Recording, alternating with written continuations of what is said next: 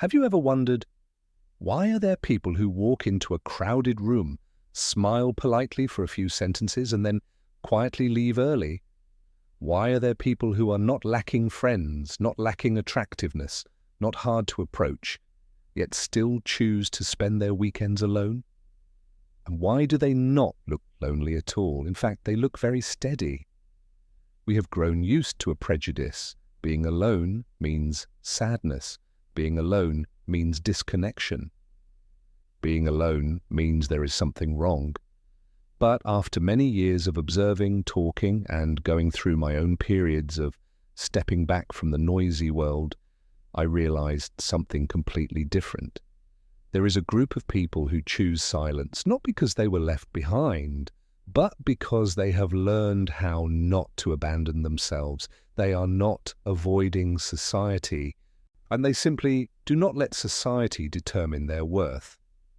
And behind that choice of liking to be alone are 8 very deep psychological qualities. Not everyone understands them, but anyone who has lived through it will recognize them immediately. Today we will go layer by layer. No rush, just like the way they live. The first quality, and also the foundation for everything else. They protect their personal space as if protecting emotional survival. It may sound a bit intense, but if you have ever been hurt because you did not know how to set boundaries, you will understand. There was a man I once knew. He worked in a very lively environment. Colleagues constantly invited him to eat, to drink, to go on group trips. At first, he joined everything. He thought he needed to fit in, needed to not feel left out. After a year, he began to lose sleep, become irritable, lose interest in things he once loved, not because the workload was too heavy, but because he no longer had a single quiet space that truly belonged to him. People who truly value being alone understand this very clearly. They know that if they do not preserve an emotional safe zone, they will gradually lose their inner balance. So they set boundaries. They do not reply to messages immediately just because someone expects it. They do not attend every gathering just to please someone. They do not share every private story just to be seen as open. They are selective, and many people misunderstand that as coldness. It is not. It is emotional self-respect. In psychology, personal boundaries are a core element of a healthy self. A person without boundaries often lives in a state of invasion. A person with clear boundaries can maintain their identity even within a group. Those who like being alone rarely need to talk much about their boundaries. You can feel it in the way they refuse, gentle, clear, without guilt. And that is very rare, because most of us were taught how to please others more than how to honor ourselves. They understand that every time they say yes while wanting to say no, it is an act of self-betrayal. So they do not do it, not because they are selfish, but because they know that if they do not respect their own emotions, no one else will do it for them.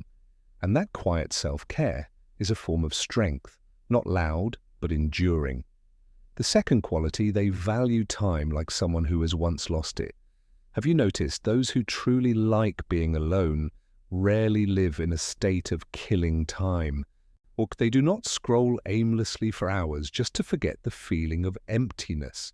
They do not attend a gathering just because staying home is boring.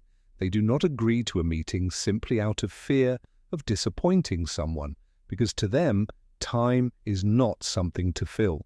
Time is life itself. I once spoke with a woman in her 40s after a major life turning point. She said something I never forgot. When you realize life can change direction in a single morning, you stop wanting to waste the afternoon on meaningless things. People who like being alone often carry that awareness. They understand clearly that every time they nod yes to something misaligned, they are giving away a piece of their life. So they choose carefully, choose friends, choose environments, choose conversations, and even choose what they consume daily, from information to emotions. Not because they are difficult, but because they are no longer careless with their own life. You may see them sitting alone in a cafe for 2 hours, reading a book, writing down a few thoughts, and leaving with calm eyes. While many people need constant noise to feel like they are living, they do not need excessive stimulation, they need meaning. In psychology, when a person begins to value the quality of experiences over the quantity of interactions, it is a sign of emotional maturity. Those who like being alone often pass through a stage where they once lived according to other people's rhythm, stayed up late just to not feel left out, joined parties while feeling empty inside, held on to relationships out of fear of being seen as distant, and then one day, they realized they were tired. Not because they hated people, but because they no longer wanted to trade time for temporary validation. They began asking themselves an important question. Is this really worth 2 hours of my life? That question changes everything, because when you begin weighing time against inner values, you naturally become selective. They are punctual, not out of fear of judgment, but because they understand that being late steals someone else's lifetime. They do not promise much, but when they promise, they follow through, because they know a promise is a time commitment. And interestingly, because they do not waste energy on meaningless things when they show up, they are fully present. Not talking while checking their phone. Not listening while thinking about the next appointment. They are there. Truly there. Because they chose that moment consciously. In a world addicted to speed and artificial busyness, a person who values their time is rare and often much more at peace. The third quality, they welcome new things, but they do not chase them. There are people who, whenever a new trend appears, must try it immediately. A cafe just went viral, must check in.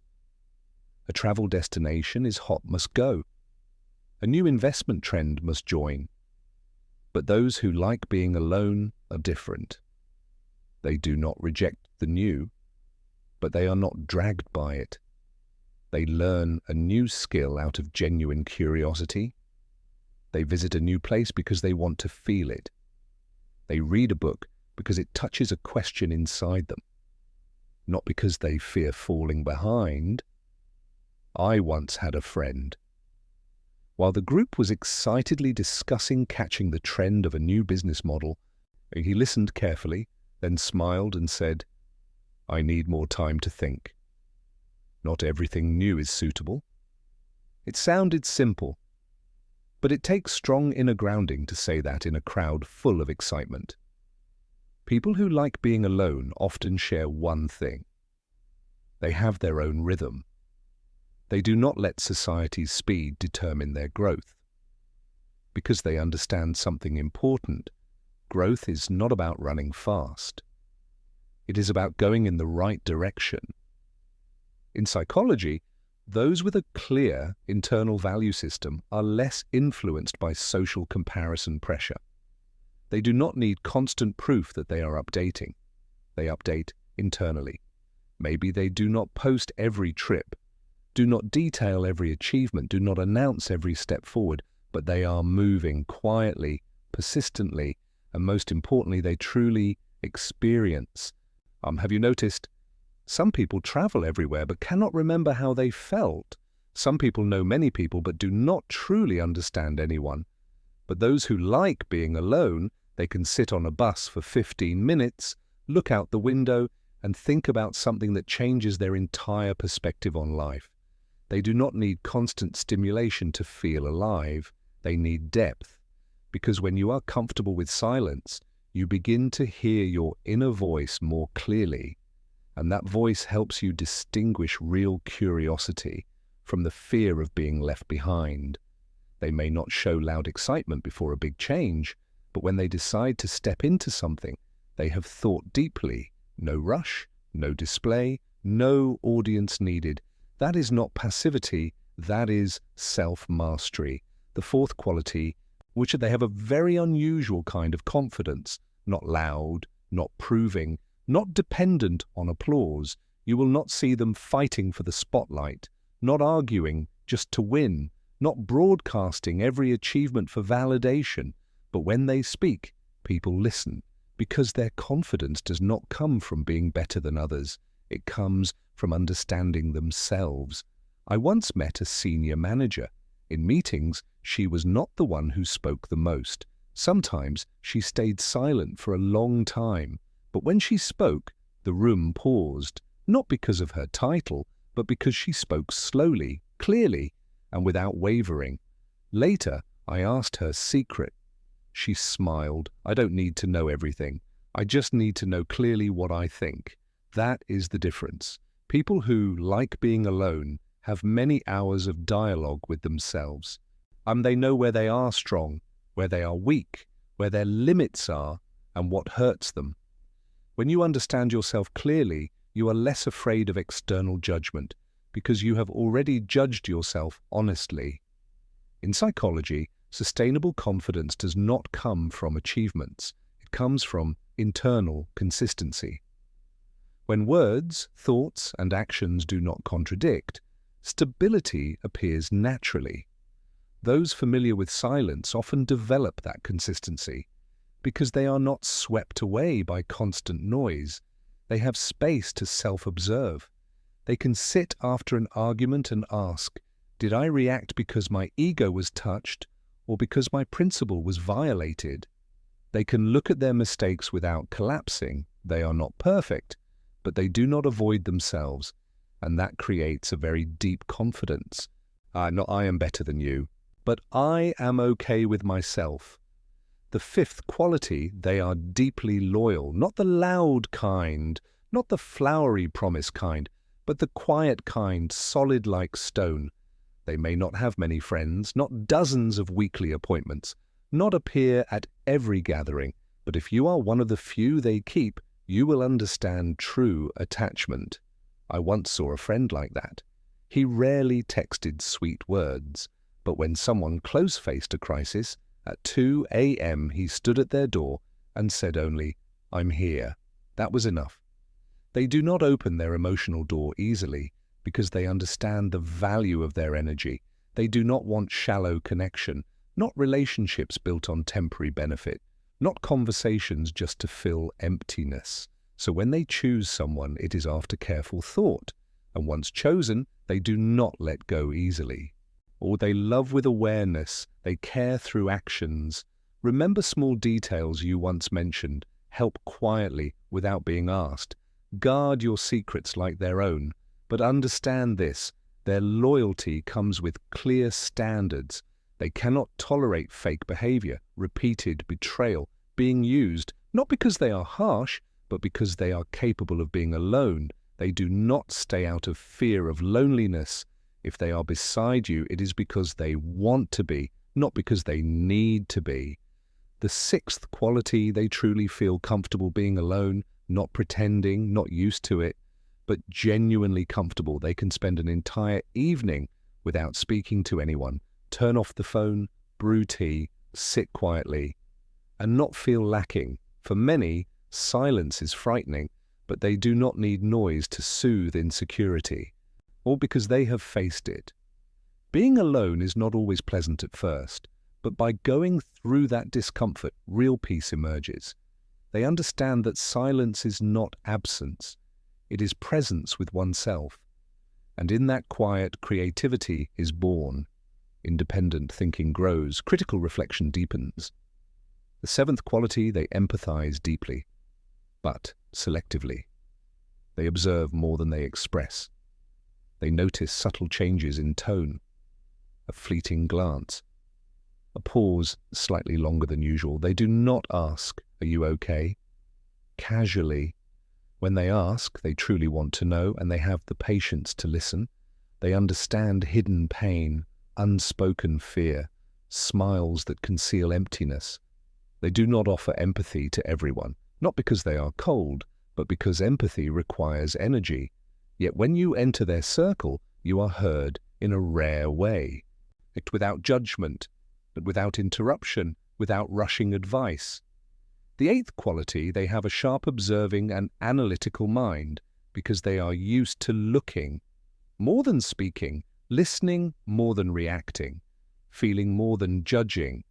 They do not rush to conclusions. They observe, they see patterns in behavior, hidden motives behind words, connections others miss because they are busy reacting. They pause before responding, think before acting, and that gives depth to their decisions. This is a quiet intelligence, not loud IQ, not dazzling rhetoric, but the ability to read situations subtly. And in real life, that skill is invaluable. So in the end, who are those who like being alone? They are not antisocial, not failures in relationships, not people no one wants. But they are people who have gone far enough in life to understand something essential. If you do not learn to be alone, you will stay with others in a state of lack. Many enter relationships out of fear of loneliness. Many keep busy out of fear of being left behind. Many speak constantly to avoid confronting inner insecurity. But the emotionally mature are different. They have sat in silence long enough to hear uncomfortable thoughts, long enough to face their mistakes, long enough to accept both their weakness and strength. And when a person is no longer afraid of themselves, they are no longer too afraid of the world. They do not cling, do not need to prove, do not need noise to exist. They connect without losing themselves. They love without dependence. They participate in life without being swallowed by it. And if you see yourself in this, do not let others convince you that you are hard to approach or strange. The ability to find peace in your own presence is rare. It does not come from luck. It comes from process. The process of setting boundaries, valuing time, loving selectively, sitting still without running away.